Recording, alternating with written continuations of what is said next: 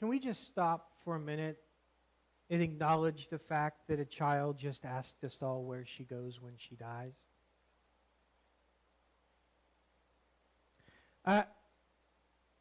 It's not really something you prepare yourself for when you're trying to throw together a service with a story for all ages. What answers do we give? Especially when you're a UU minister and you've been taught specifically not to answer that question.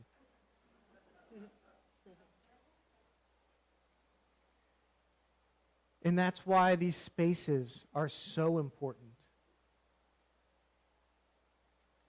Because we need to give our children a place to ask those questions safely and freely.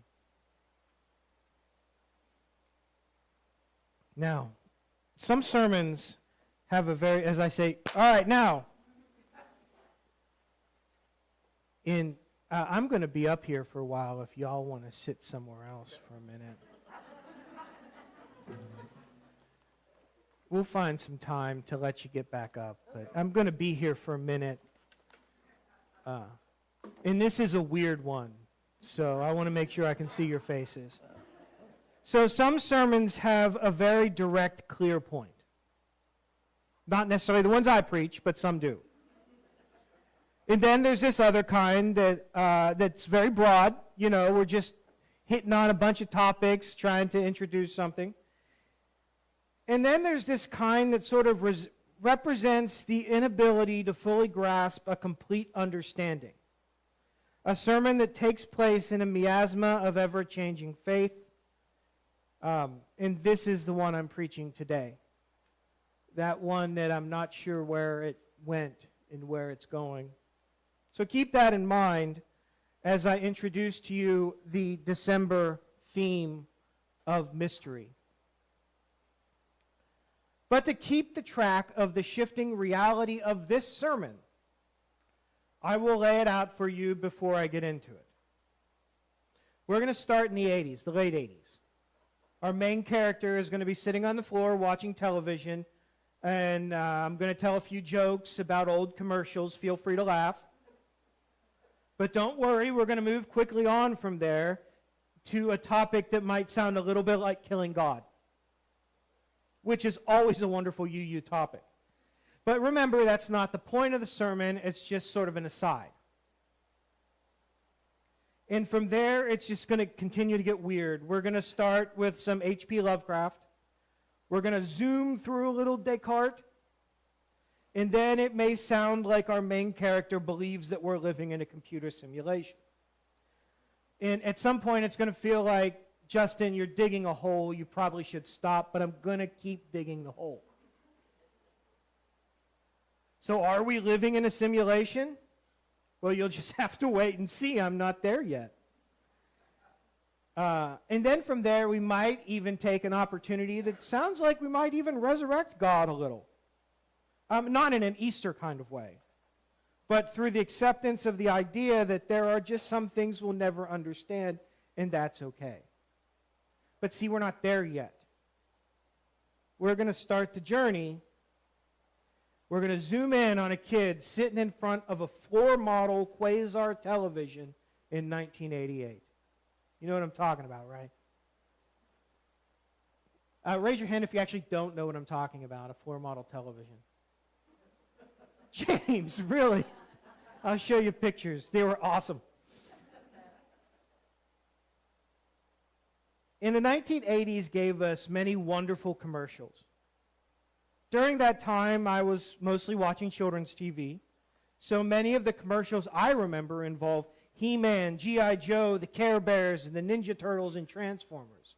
You know, the commercials for toys that were made into a series to sell more toys. But as I grew older, I'd begin to remember the barrage of other commercials that snuck their way in. See, I know when it's time to make the donuts. Does anyone know that commercial? Okay, I see some nods. I remember the woman who has fallen and can't get up. And is that a little too close to home? there's also this woman who kept asking, where's the beef? And I will never forget Wilford Brimley warning us about diabetes. And then, if that wasn't enough, 12 new albums for a penny from Columbia House. Yes, a penny. Calgon, take me away. Yeah, I sat in my living room 3 feet away from a floor model Quasar television. I had to stay close because I was the remote control for my dad. Food commercials, toy commercials, local commercials. You weren't from where I was, so you wouldn't know Kenny from Wheeling, West Virginia, who would tell you to call 1-800-LEAKY-BA, and he would fix all your foundation and basement leakage issues, reminding us that you got to call me, I can't call you. And then there was Time Life and Time Life books. Who knows Time Life books, right? Right? Time Life wanted to teach you everything, whether it was auto repair, home renovation, World War II history, or gardening. My favorite came out in 1988. Mysteries of the Unknown. Oh, my dad and I, we were very seldom on the same page about what to order from the television, but for some reason we were totally on the same page about this one. After the commercials, we just had to get this. And if you don't know this series, Mysteries of the Unknown, it's a 32-book series that explores mysteries of the unknown. Strange phenomena, mystic places, like strange things that happened at the pyramids or in ancient pharaoh tombs, magical arts, cryptid encounters like Bigfoot and UFOs. Oh, I loved it. See, now understand that I was a 10-year-old boy going to school talking about Aleister Crowley, Vlad the Impaler, and Bigfoot. I devoured this series. Every time a new copy would arrive, I'd tear open the box and get into that book and just devour it. I read the series over and over again until I would finally move away when I turned 18. And those books are still at the home my parents live in now. I asked about them once. My father told me he didn't have them anymore because I had this tendency to walk away with his things as I got older. But someday, those books and a complete set of 1984 Encyclopedia Britannicas will be mine. See, I grew up with a sense of mysticism. When I told my grandmother that there was a monster in my closet, she didn't tell me I was seeing things or I was crazy. She told me how to get rid of the monster. Her house was covered in crystals, pyramids, and many different kinds of divining tools. You know, I grew up reading the mysteries of the unknown at home and living them with my grandmother. I grew up with this significant sense of mystery, and it wasn't just the mysteries of the unknown books. It was the Encyclopedia Britannica. Because I would check the stuff in the Encyclopedia Britannica. Because I needed to understand stuff as a kid.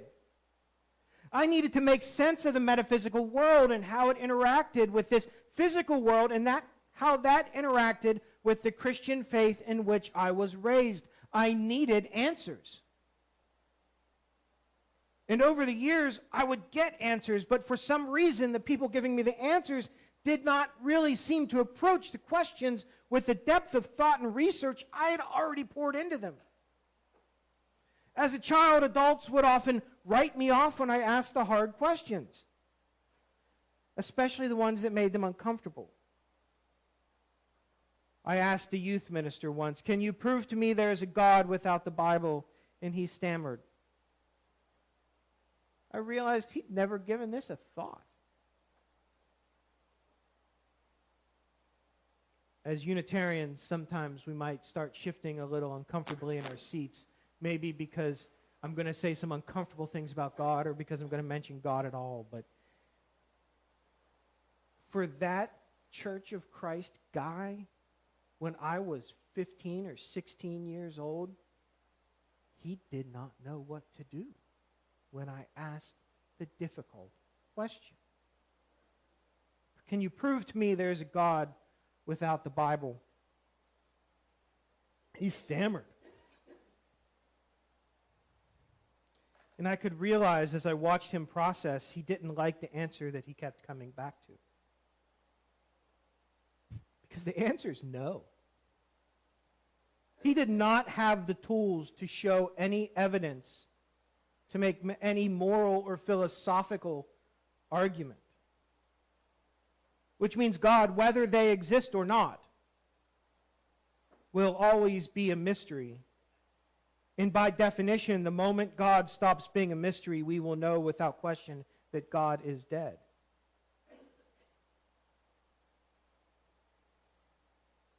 Which might sound like a bold statement.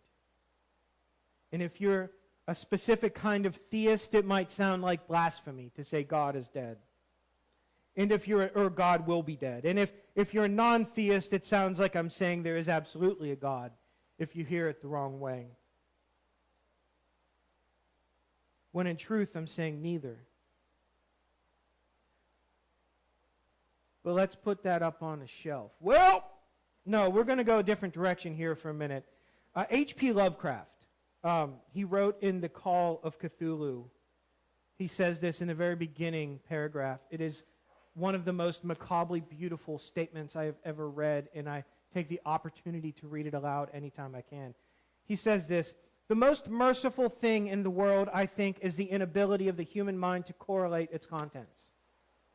We live on a placid island of ignorance in the midst of black seas of infinity, and it was not meant that we should voyage far.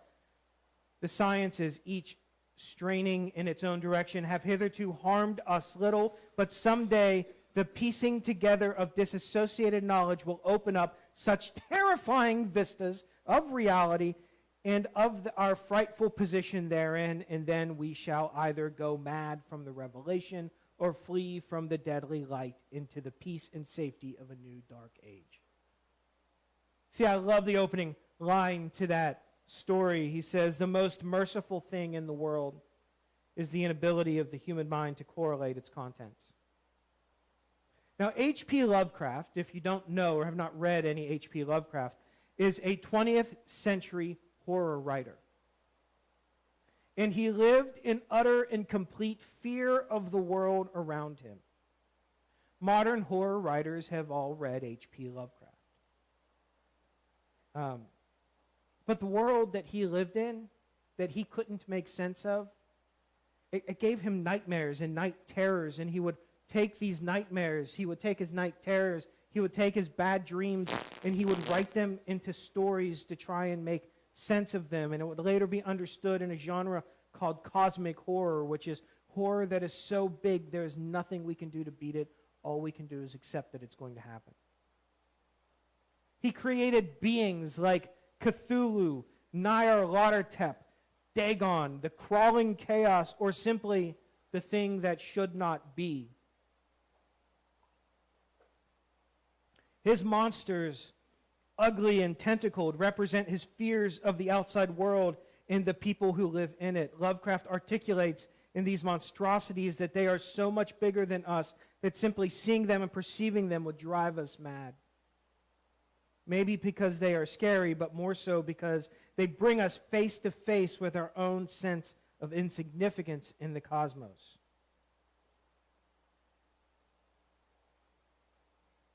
Man, that sermon just went straight to the toilet. But for this sermon, remember this line. The most merciful thing in the world, I think, is the inability of the human mind to correlate all of its contents.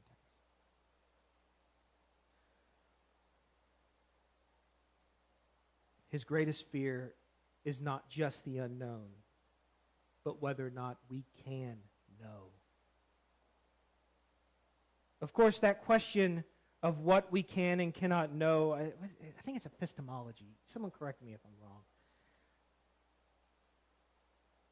Whether because we don't have the processing power in our brain or the psychological fortitude to handle is not new to humanity. That is an old, old question.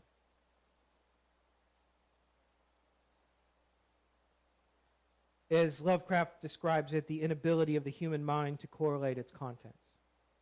But see, remember why we're here. I began this sermon sitting in front of a floor-model Quasar TV, which led me to asking a youth minister to prove that there's a God without the Bible. Upon hearing certain limitations, I jumped directly to cosmic horror and fear in the idea that my brain will never be big enough to understand the most important questions. And as I realized that I can't actually know there is a God, I thought H.P. Lovecraft would help, and he just did not. In all reality, and regarding this sermon, it feels like I'm stuck in a hole trying to dig my way out. Its sermon feels like digging a hole, and you know what they say when you're digging yourself into a hole.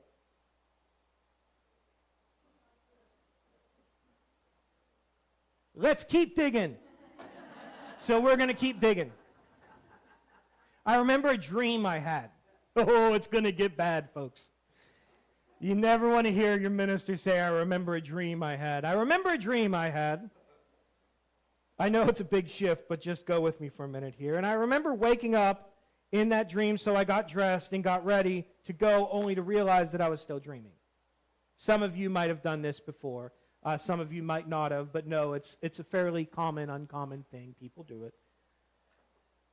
And then I realized I was still dreaming and still had to get up, so I did. And when I got up this time, the characters that had been with me in the dream were still walking along beside me, and I looked at them and said, aren't you part of my dream? And they said, yes. I said, well, shoot, I'm still dreaming. See, that was a few months ago, and I have dreamed since, so I think I'm awake now. How about you? Are you awake? You know, not in the, oh my gosh, I'm sleeping through a sermon style, but are you awake out there, or is this just a dream for you? Are you dreaming that you're in church listening to one of the most frustrating sermons of your life? Maybe you're sitting there thinking, this can't be real. Why would Justin keep going on like this? Can someone please get him to stop jumping around topics?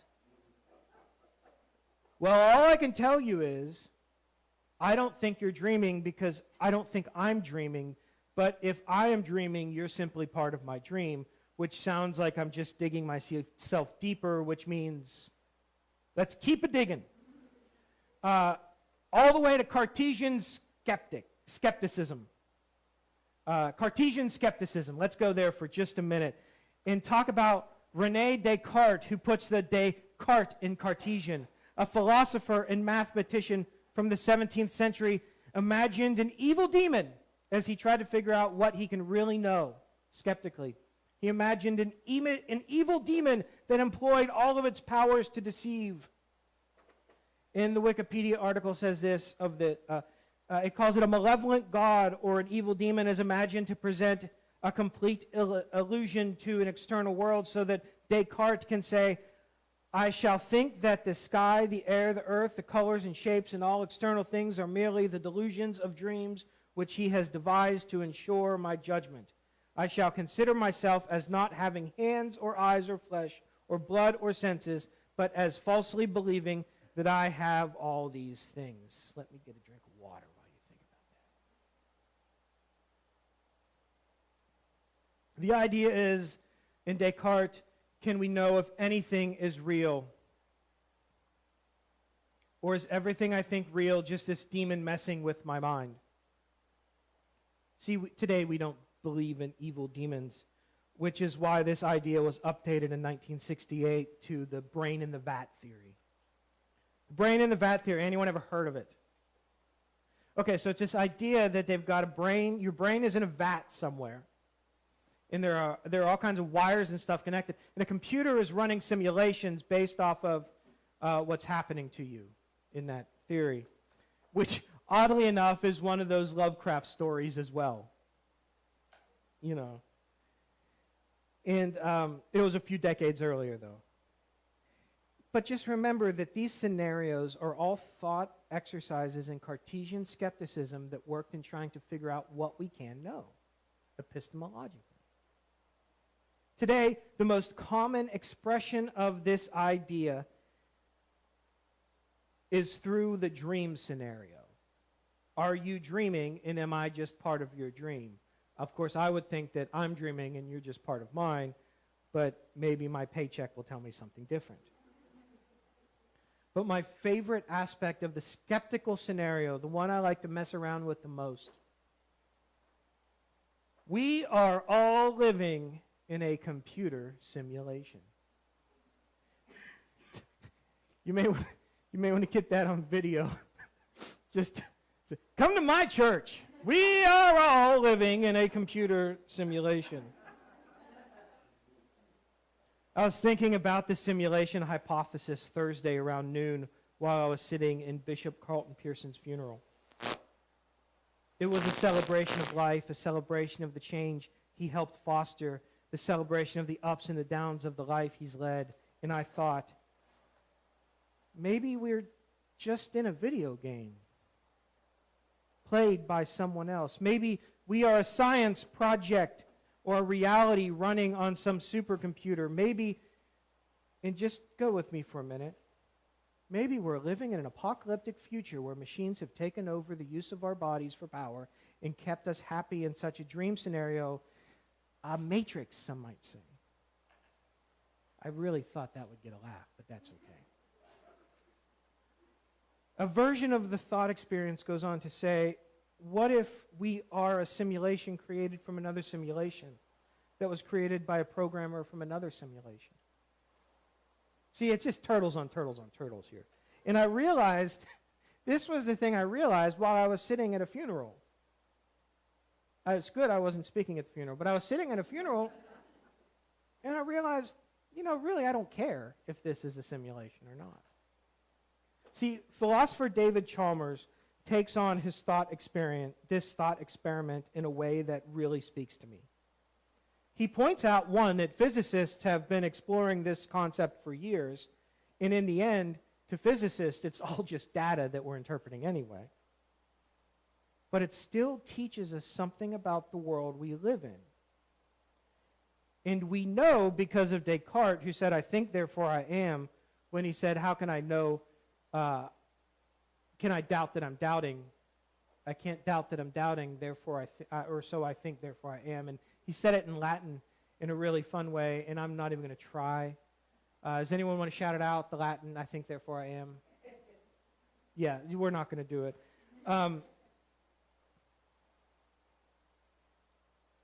See, whether we're in a simulation or not, I go home to this woman I really love every day. I have these two kids I love very much and love to watch explore the world and to find new things and to work on their dreams. I have two dogs and a cat that I love very much, that whether this is a simulation or not, when Delta Dawn is lying there next to me, she is warm and soft, and we care about each other. And whether it is simulation or not, I love being here very much, getting to speak all sorts of crazy from the pulpit. And I realize as I keep digging this hole that what I'm talking about now, the exploration, the question I asked sitting at the bishop's funeral the other day, that's not a new question for me. Am I living in a simulation is basically the same question I asked so many years ago in Wheeling, West Virginia. It just sounds a little different.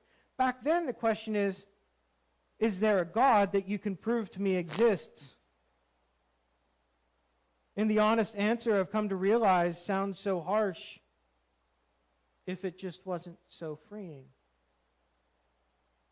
Can you prove to me there is a God without the Bible? No. And I don't really care to. Even if there is that great programmer in the sky or whatever simulation is above us,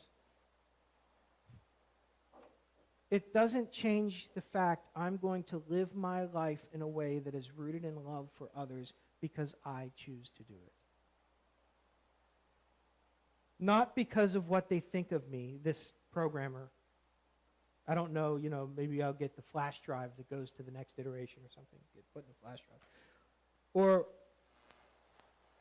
And I don't know what's going to happen when that giant hard drive crashes. Doesn't mean I'll stop looking for answers, but it really makes me think it's fun to look for the answers for some of these questions.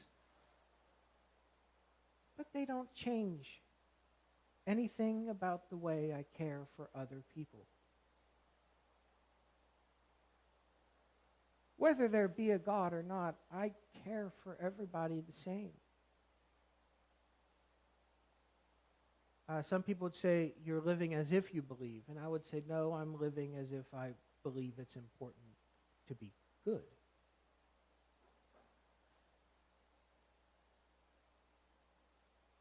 I don't know if this is a simulation. Probably not. You know, if you really were to try and nail me down on this, I'd probably say it wasn't a simulation. I would say this is probably not a dream. But, you know, someday we may get proved wrong and the hard drive crashes. We won't know. And it doesn't mean we stop looking for answers. See, I'll always be a mystic that read the tarot cards with my Christian grandmother, who used pendulums and various other divining rods to find things. My grandmother who listened to God so much that she stopped using the pendulums and just listened for what it sounded like God was saying to her. My grandmother who saw beyond me in the statements I made about the fears of what's living in my closet and instead gave me helpful advice on getting rid of the stuff in my closet. My grandmother that said, I don't know what this is. It's just a gift from God. See, I'll live with the mystery of what all this is. I live with the mystery of what I can't perceive to be. Oh, if an article comes out about proving any of these theories, yeah, I'm reading it. I'm reading it. It'll probably find its way into another sermon. Don't worry. But day to day, I can live happily knowing that I do not know and probably will never know the answers to these questions. Well, there are questions that I'll look for answers to, but these ones are just sort of fun. I don't know. We'll never know, because the minute we know, the question no longer exists. And the funniest thing is, I was watching a video and preparing for this on Cartesian skepticism, and they said, so here are the 3 arguments they made classically, and here are 3 modern arguments. And that's what brought me to David Chalmers, because I was sitting there reading it or listening to this thing, and I thought, well, what if I just don't care? What if it really doesn't affect my life very much? Because at the end of the day, I get to go home and hug my wife. Whether that's data, whether it's flesh, doesn't matter. I get to do it. And I'm okay with that. Thank you for listening.